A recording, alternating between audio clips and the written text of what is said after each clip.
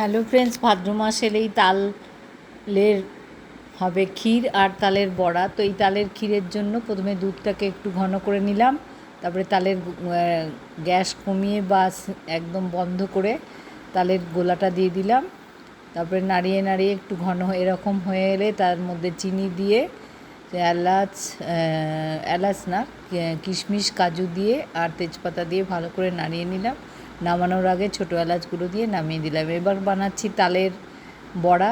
এই যে তালের গোলাটাতে আটা, পরিমাণ মতো আটা, সুজি আর চালের গুঁড়ি মিশিয়ে দেবো, আর একটুখানি গুড় দিয়েছিলাম মিষ্টির জন্য, আর দিয়েছিলাম মৌরি।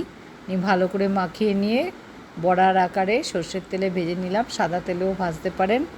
তো এইরকম এই দেখুন ভাজছি, আর এই যে বড়াগুলো হয়েছে, তো ব্যাচে ব্যাচে ভাজতে হবে। তো এইগুলো প্রতি ভাদ্র মাসেই আপনারাও করেন, আমরা সবাই করি। খুবই টেস্টি খাবার। আমার সাথে থাকবেন, লাইক শেয়ার কমেন্ট করবেন। নমস্কার বন্ধুরা।